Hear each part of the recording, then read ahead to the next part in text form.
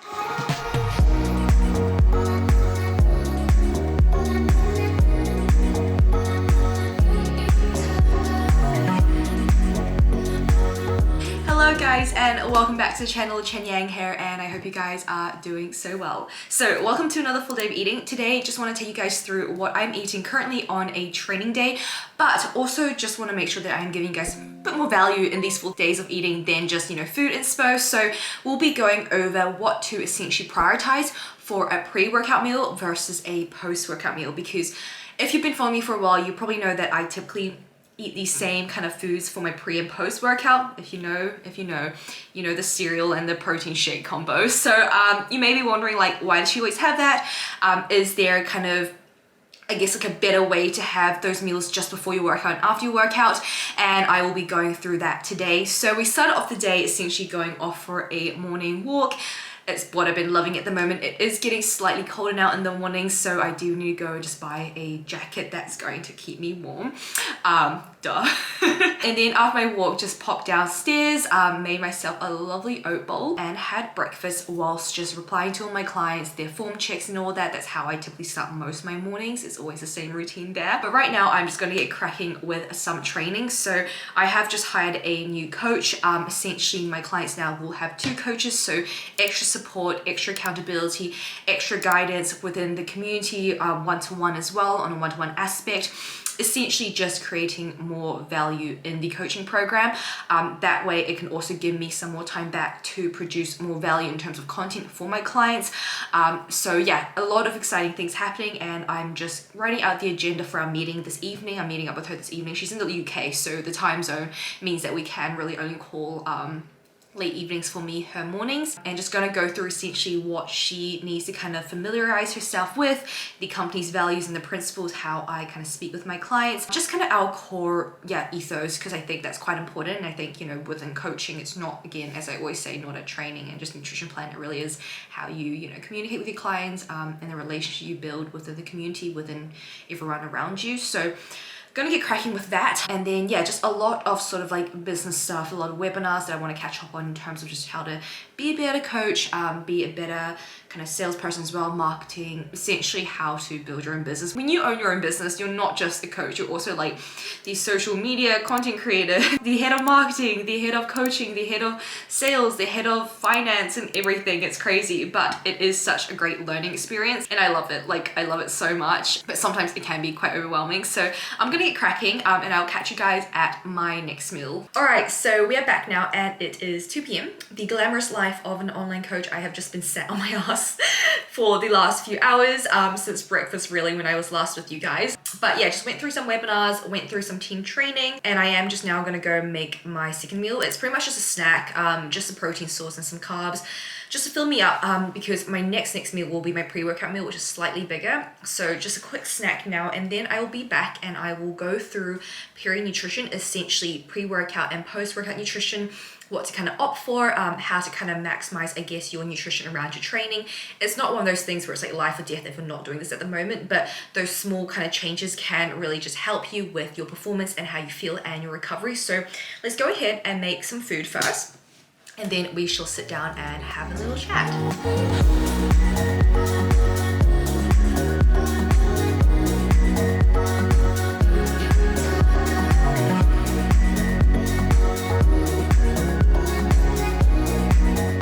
So now we're gonna go through our peri-nutrition, which is essentially your nutrition around your workouts, okay? So your pre-workout meal and your post-workout meal. So if we start off with the pre-workout meal, essentially you want a source of carbs and protein, and fats wise, this would depend on how soon you are training after that meal.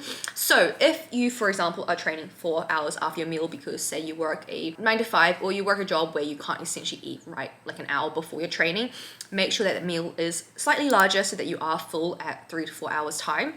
Make sure it has a higher content of fats because that is going to slow down the digestion of your carbohydrates. And then, add in some veggies, add in some fiber in there as well. However, if you are training, say, an hour after your meal, make sure you reduce on the fiber. So go for low fiber carbohydrates. Rice is a great carb source. And then also make sure that you go lower on your fats because again, that is going to slow down the digestion of your carbohydrates. And essentially carbohydrates are going to be your body's primary source of fuel during your workout. So you want to make sure that if you are training an hour or an hour and a half after eating, that you've digested your carbohydrates and your body is ready to use that energy. So those are kind of the two things that I would think about with your pre-workout meal. Now, in terms of carbohydrate sources, rice is great, bagels, those are all great sources, easy to prep, easy to take with you as well if you are working. Protein sources wise, chicken, beef, tuna, whatever you fancy. And then fat sources wise, again, something minimal. If it's close to your training, maybe 10 grams of peanut butter, 10 grams of Biscoff even. If it's further away from your training window and you're having lunch and that's maybe like the last big meal before you actually get to work out, have a larger meal with some veggies and perhaps an avocado or some more fats. But I definitely would stay away from a lot of vegetables if I am training in like an hour's time because that is just going to sit in your stomach. And yeah, it's not really as beneficial as just having it later in a meal where you perhaps want the volume, you want to slow down digestion, you want to have some more fiber there. Now in terms of post-workout meal, again, you want to have a carb source and a protein source. Similar to your pre-workout meal, you want to minimize on the fats because again, that is going to slow down the digestion of your carbohydrates.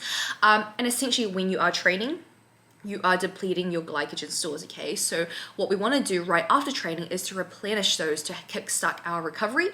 So this is why typically you'll see people eating like sugary foods, more simple sugars after your workouts because that is going to digest so fast and it's going to go into your bloodstream and just go into your body really quickly. Hence why I have my cereals, guys. The cons of that is that, with simple sugars, it's not going to keep you full for very long because again, it digests so quickly. But the point of that post-workout meal is not to keep you feeling as full as possible, unless say that is your last meal of the day. But if it is one meal before your next kind of final meal, have it as like a fast digesting carb and then a protein source, a shake, nice and simple, really quick to just make up and eat. So that is, my go-to post-workout meal. If you've seen my Instagram, you know how much I love my blessed shake and my cereal, but there's a reason for it.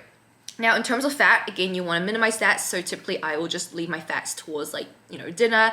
I'll have like some, tahini or like some nut butters, some dark chocolate at the end of the day rather than having it with that meal because again, it's just going to slow down my digestion and I don't really need that if I am having a meal, soon after, like an hour after that post-workout meal. So that is kind of a quick kind of rundown on, what to prioritize before your workouts and after your workouts, and also, when to kind of have your fats during the day. I would suggest like during the day in the mornings, have a bit of fats because that's going to keep you feeling full until say like lunch and just keep that digestion nice and slow. But around your workout window, you don't really want to have too many fats there.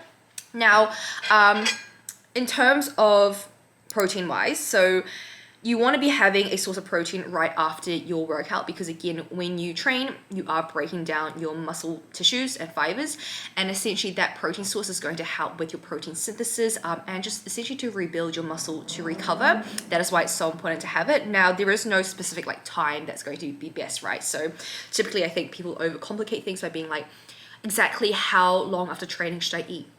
Ultimately, like an hour, around an hour, make sure you have a meal, but it's not like life or death if you can't manage to squeeze in a meal in an hour's time. Like, I think what's more important is actually you hitting those macros, you actually hitting your protein intake for the day rather than exactly what time you're having it. Obviously, it's going to be a bit more beneficial, I would say, if you have it, say 45 minutes to an hour after your training, because you are going to be pretty knackered, you are going to want to refuel your body. But if you aren't even hitting your macros, if you aren't even hitting your proteins overall at the end of the day, being then focused on the timing of your meals probably isn't going to be as helpful. So take a step back, I would say, and always try to make sure that you are hitting everything in general before then going into the nitty gritty, because that's going to help you that 1%. But if you haven't actually done what you need, that 99% that's going to get you those results, then it's kind of like, you know, it kind of contradicts everything. So just make sure you are hitting your proteins, your total protein, and then go into the details of being like, I should optimize for around my training and all of that. So I hope that was helpful, and hopefully that gives you kind of a better understanding of, okay, like how can I maximize my performance, my recovery, and how I feel with my training, with the foods that I am eating. And hopefully that, you know, means you're taking away those fats if you are training really soon after your meals,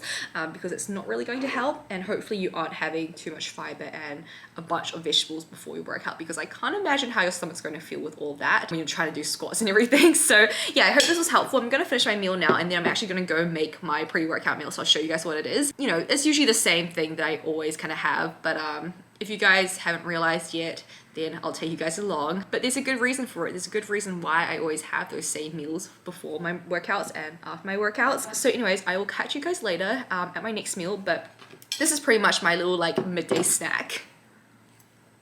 Okay guys, so we are now back for our pre-workout meal. So I've just got my beef cooking in the pan, and I've got my rice already made. If you guys follow me on Instagram, you probably would have seen my story asking what's the perfect ratio of rice to water.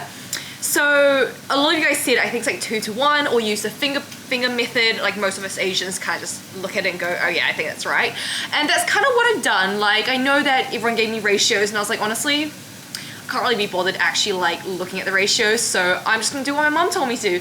Just look at the pot, and it will just take time and experience, and I think I have mastered it. Like after making rice quite a few times that was just a bit too runny, I think I have mastered it. And honestly, I couldn't tell you how much water I'm using for how much rice I'm using either. So now I understand. Now I understand what my parents meant by saying, Chin-Yang, just look. Just take a look and you'll know. Yeah, so this is what I'm gonna teach my children when they make rice. Just look. Okay guys, so here we have my pre-workout meal. So we have 25 grams of rice, 80 grams of beef, and then a muffin, well half a muffin split with 5 grams of Biscoff. And I've just put 10 grams of like peanut butter drizzled on top of my beef. Very good combination, beef and peanut butter. So that is going to be my meal, and I'm going to go train legs. I have not trained, well I have not back squatted in like a year and a half, and I have that on my program now. So that is going to be very interesting. It'll be interesting to see how much I can squat after having quite a while off from it. But yeah, as you can see, I pretty much have like minimal fats here, lean cut of beef. It's like 5 to 7% fat, some white rice, and then a muffin split for some more carbs. So I will pop down all the macros on the side here with all my meals, and I will go train and then catch you guys later at my post-workout meal and dinner. Hello, is my fridge open? No, that looks like a door. Anyways, finished legs. I should have filmed my squats, but I was so just like scared that I was like, oh, like honestly, like my heart was like beating. I was like, oh god, I haven't squatted for so long. You know that like squat intimidation? I swear every girl has it. It has to be a universal thing where it's like, squats are just so scary. Once you get used to it, it's cool, but it's like, when you have some time off and you go back under the squat rack, something about it, it's just so scary. But I managed to hit 70 kgs for 10 reps, which is awesome, because I think the last time I was doing 80 kgs for like 10, 11 reps. So I haven't fallen down too much. I probably could have pushed it heavier, but it was my first time doing squats in like a year and a half. So I was like, I don't want to like end up hurting myself. I just want to ease my way back in so that next week I can be fine. I feel like I'll probably be quite sore tomorrow just because the mechanics of a squat, yes, it's similar to a hack squat or a pendulum, but it's still a bit different. Like the load is still slightly different. I felt it quite a lot on my hamstrings, which is surprising because usually I'm very quad dominant, but I think because I've been doing the pendulum for so long and the position on my foot in the pendulum, because I come down so deep, I do really just tug my hamstrings and my glutes. So I think because of that, over time, my hamstrings and glutes have become a lot more dominant, which is awesome because I remember back like when I first started, every time I did hip thrust, just my quads. Like it was the most like frustrating thing, especially for a girl when you're like, I just want to grow my glutes and you're trying to hip thrust, and no matter like, you know, you've got your feet positioned in the right place, you're doing everything properly, but the mind and muscle connection is just not there. And I think it's quite common with a lot of people who just start out, like even my clients, it's like, it's frustrating. I totally get it, but it just takes time to build that connection. Like when you think about it, you do use your quads a lot more during, you know, daily activities. So it is so normal for your bum or your glutes just to not be like as easily activated because you're sitting on your ass all day. So those muscles typically are just asleep if you you know, I think it's the easiest way to kind of describe it. But yeah, no, I'm gonna film next time because that was impressive. I'm pretty proud of myself. I am just gonna make dinner now. I actually have a call with my client success coach in like 6 minutes. So I've just got my potatoes and pumpkin in the oven. That's gonna heat whilst I get on call. And then I've got another call in half an hour's time afterwards with my business coach. So I'm gonna try somehow make food in the time that I don't have. So I'll catch you guys when I'm making the food and with dinner and obviously post-workout meal, which is cereal. But right now I'm just gonna hop on a call and I will catch you guys later. Again, the luxurious life of an online coach, but I love what I do, so yeah.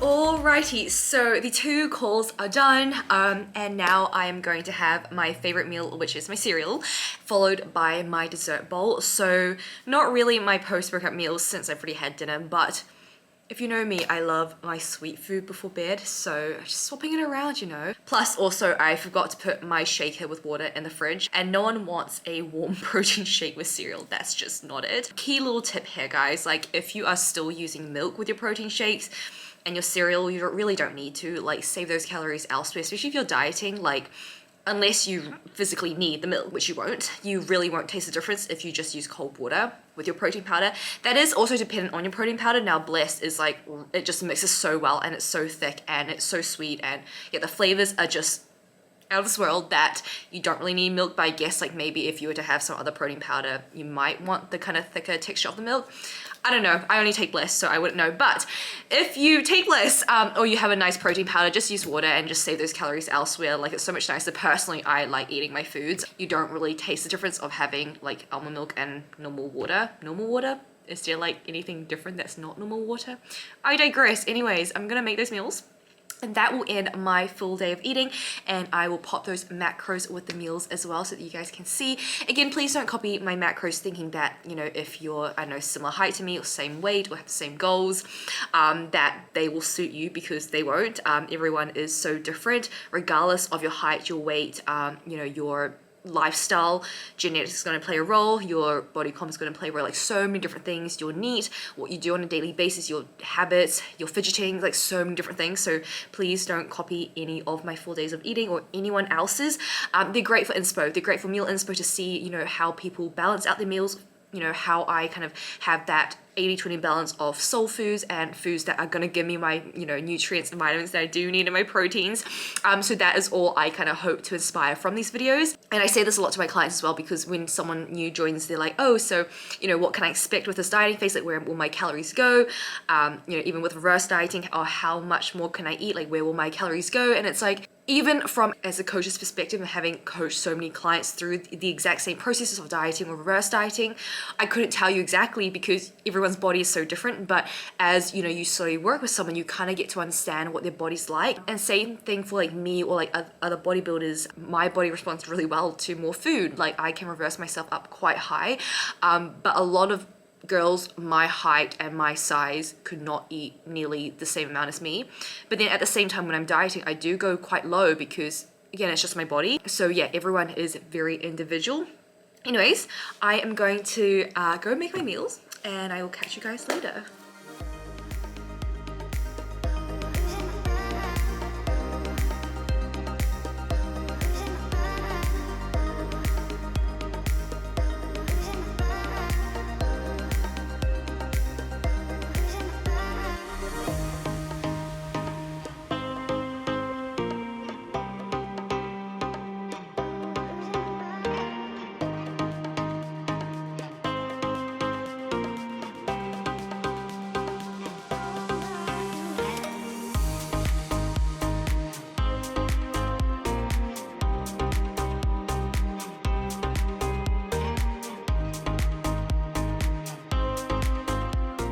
Alright guys, so that is the full day of eating all done. I hope you guys enjoyed coming along to today. I hope you guys got some inspo, some food inspo, and hopefully it shows you that you can, again, reach your goals whilst having the foods you love. So important. It's what I preach every day to my clients. Like, you have to enjoy what you're eating. Of course, I'm not saying 80% of the time have ice cream and chocolate because your body is going to be like, bleh.